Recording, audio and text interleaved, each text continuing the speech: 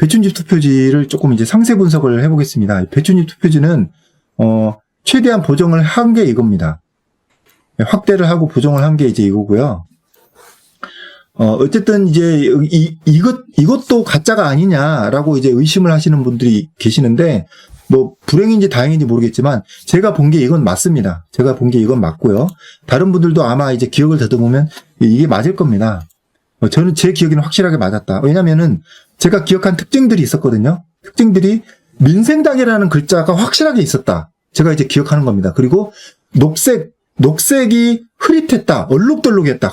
흐리면서도 얼룩덜룩했다. 그리고 녹색이 의외로 이 녹색이 차지하는 면적이 많지는 않았다. 이런 거였는데, 아니 그러면은 조슈아는 왜 이렇게 좀 다르게 이렇게 만들었냐? 이렇게 할 수밖에 없었습니다. 왜냐하면 민생당이라는 글자를 넣어야 되는데 민생당이라는 글자를 넣으려다 보니까 올라가거든요. 저도 이상하게 생각했습니다. 녹색이 이렇게 많지 않았는데 그러면 녹색을 줄이고 민생당을 없앨까? 그게 아니었습니다. 민생당에는 글자가 들어가는 게 상당히 중요하다고 저는 봤거든요. 그래서 어쩔 수 없이 이런 식으로 좀 올려서 할 수밖에 없었다. 근데 이게 민생당이라는 글자가 보임에도 불구하고 실질적으로 이제 유출된 것을 보면 녹색이 적은데 녹색이 왜 이렇게 많아졌냐? 제가 그걸 이제 설명을 드리겠습니다. 왜 이렇게 되는지. 인쇄 상태가 엉망이었습니다. 이제 이 투표지 자체가 하단만 이제 확대해 본 건데요. 여기 오른쪽에 보시면은 이게 이제 실제 출력이 된 사전투표 앱손 프린터에서 출력이 된 비례투표 용지입니다. 이거 보시면 비례대표란 글자하고 민생당이란 글자하고 중간에 글자가 한 줄 더 들어갈 만큼의 줄 간격이 있습니다. 근데 여기 보시면은 비례대표라는 민생당이 붙어 있죠. 심지어는 겹쳐 있습니다. 그럼 이게 뭐냐면 들어갈 때 인쇄에 문제가 있어서 구겨져서 들어간 겁니다. 구겨져서 인쇄가 된 거다. 근데 앱손 프린터에서 이렇게 만약에 줄 간격이 이렇게 무시가 될 정도로 겹쳐질 정도로 구겨졌다고 하면은 이렇게 구겨진 정도면은 잉크젯에서는 중단돼 버립니다. 아예 구겨져가지고 중단돼서 그냥 토해내 버립니다. 근데 이렇게까지 구겨졌음에도 끝까지 인쇄가 됐던 것은 인쇄기에서 인쇄가 됐다는 얘기입니다. 이것만 봐도. 그리고 이게 줄이 다 어긋났다. 이거 왜 그럽니까? 인쇄 전문가가 다 얘기해 줬습니다. 들어가면서 구기면서 밀려 들어가니까 구겨지면서 그 좌우 이제 그 수평이 틀어진다는 겁니다. 그렇기 때문에 여긴 첫 번째 줄은 1도, 두 번째 줄은 2도, 네 번째 줄은 4도가 틀어집니다. 다 제각각 다 틀어진다. 이런 부분이 인쇄 흔적이라는 거고요. 그리고 여기 보시면은 그 국회의원 할 때 국회 여기를 자세히 보시면 두 줄로 갈라져 있습니다. 이렇게 이걸 확실하게 보시라고 이제 빨간색으로 표시를 해놨는데 갈라진 것, 그리고 여기 민생당이 된 쌍시옷으로 된 부분, 이 부분도 인쇄에서의 특징이다.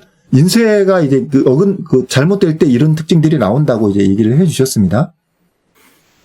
그리고 여기에 대해서 이제 어떤 식으로 진행이 되었길래 이렇게 이제 나올 수 있었느냐, 이 부분에 대해서 이제 제가 좀 설명을 해드리겠습니다.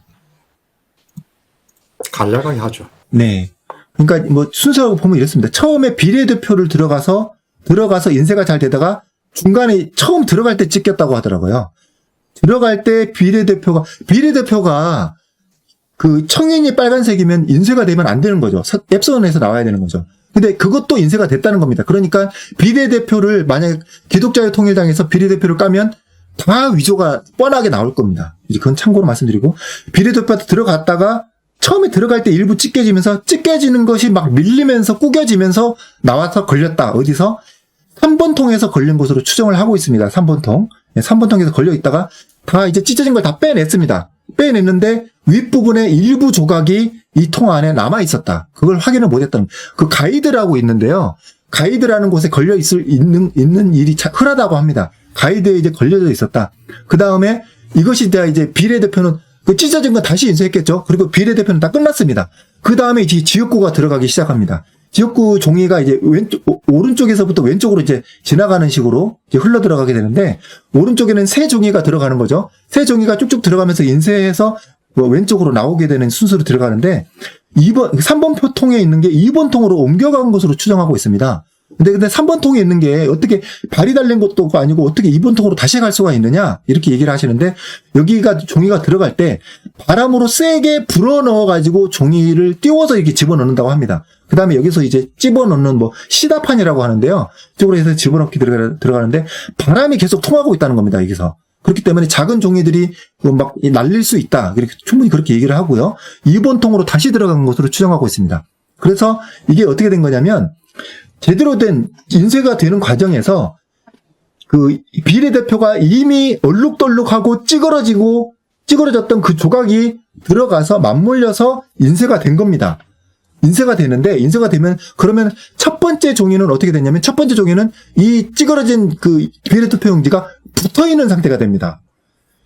저 지역구에 비례투표용지가 찢어진 게 붙어 있는 상태로 첫 장은 나왔다. 근데 여기 있는 이제 블랭킷이라는 게요. 특히 노란색이 좀 그런 현상이 많습니다. 노란색이 잉크가 연하기 때문에 여기에 만약에 이 찢어진 비례투표용지가 이렇게 들어가서 같이 인쇄가 됐다고 하면은 이 노란색은 연하기 때문에 다른 잉크들이 오히려 묻어버릴 수가 있답니다. 그렇기 때문에 여기 이제 있는 위에 있는 이 색들이 오히려 블랭킷 여기 안에 묻어버린답니다. 그래서 최하 40장은 계속 이게 인쇄가 된답니다. 이런 식으로 인쇄가 계속 된다는 겁니다. 40장이.